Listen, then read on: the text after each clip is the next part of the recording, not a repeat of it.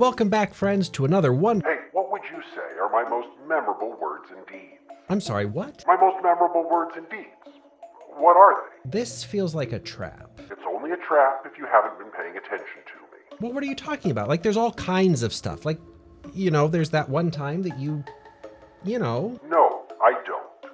Why don't you say it louder for the people who are new here? Oh, I don't know what this is all about, but I was just about to get the show started, so maybe can we talk about this a little bit later? Of course, anything for you, bud. Anyway, to get to the point as quickly as possible, today we're talking about Chreia. It's a little rhetorical exercise that was one of the Progymnasmata, which was a series of exercises that made up the foundation of rhetorical training in the ancient world.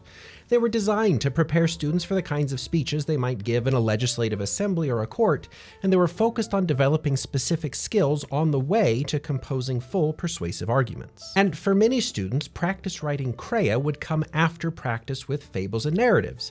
But what is a Chreia? Well, Aphtonius the Sophist explains it like this. Chreia is a brief recollection, referring to some person in a pointed way.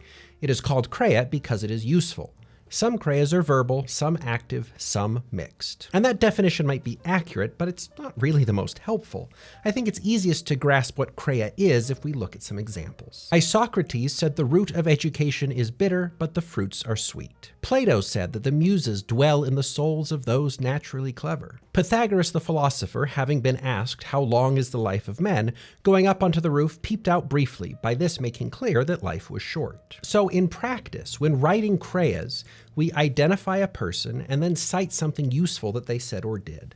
And it's not hard to see the value of that in ancient rhetorical training. Not only is it a useful way to instill some cultural values, I'm sure, but rhetorically, it's good practice in attributing useful wisdom to reputable sources.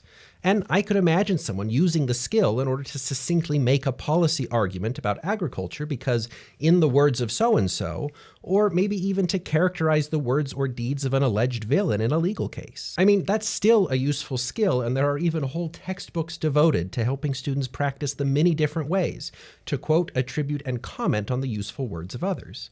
So we might not be calling it Chreia or working with the same kind of proverbial wisdom when we're writing a research paper, but if Jones and Armstrong found that rabbits are 15% more likely to be grouchy isn't Chreia, well, it's awfully similar. But what about the rest of us who aren't citing sources and quoting journal articles? What do we get from writing Chreias? Well, let's look back at that example with Pythagoras. Somebody asked him how long the life of a person is, so Pythagoras runs up onto the roof and sticks his head out real quick to show that the human lifespan is but a blip in the grand scheme of things. And what a fantastic little character sketch that is, don't you think? Doesn't that little episode give you some insight into who Pythagoras is?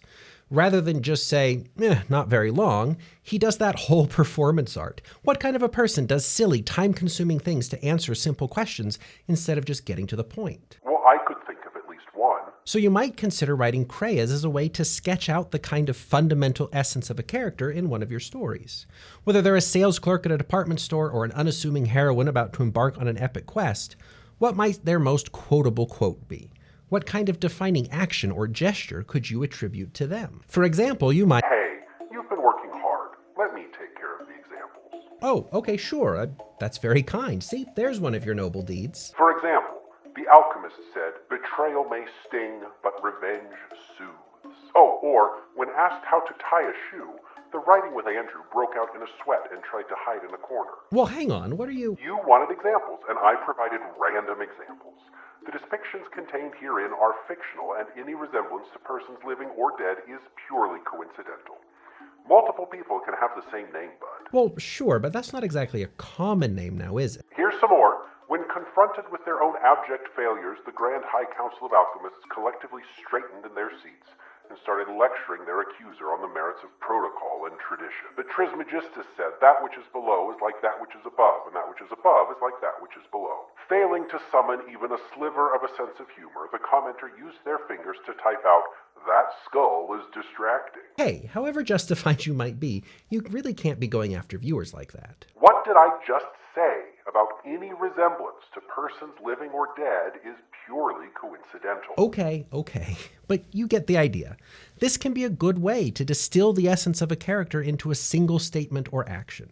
Something simple that reveals a lot about who they are. Or maybe stick a Chreia in the story itself. Who are the sources of ancient wisdom that your characters quote? And what could that tell a reader about the history or culture of your fictional world in a really concise and efficient way? And similar things hold true for other kinds of writing too. In a poem about your grandfather, you don't have pages and pages to flesh out a fully rendered sketch of his character and qualities. So use Chreia as an exercise in compressing his essence down to a single meaningful gesture or statement. What's the one thing that distinctively and memorably characterizes your grandfather and gives your reader access to what he was like? Even if the Chreia you write doesn't end up explicitly in your story or essay or poem, the exercise of looking for the evocative gesture or the revealing statement is a helpful one that can push you past the generic descriptions that could apply to any person or character, and instead zero in on the details that only describe the person in question. Like Ted Kooser's poem Depression Glass, which I'm sure I've talked about before, isn't written as a Chreia, but it has the flavor of Chreia in the way it describes a specific action of a specific person, gossiping over coffee served in cups that she saved for company.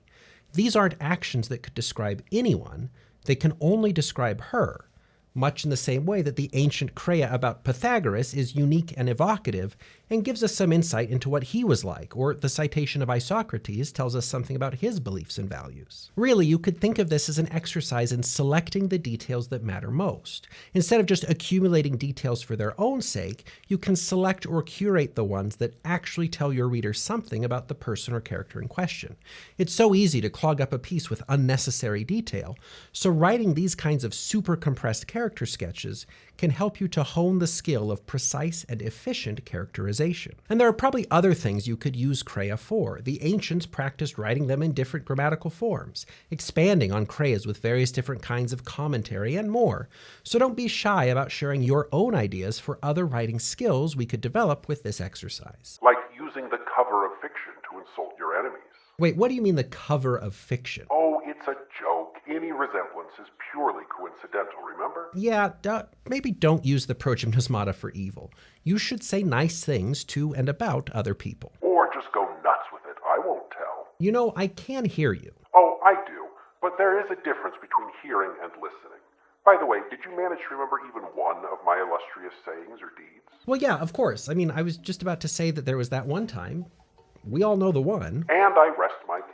Well, thanks for enduring another burdensome slog with me. There's a lot of Progymnasmata still ahead of us, so we're going to have to stick together if we're going to make it. At least, if I'm going to make it. Hang in there, and I'll look forward to commiserating more next week.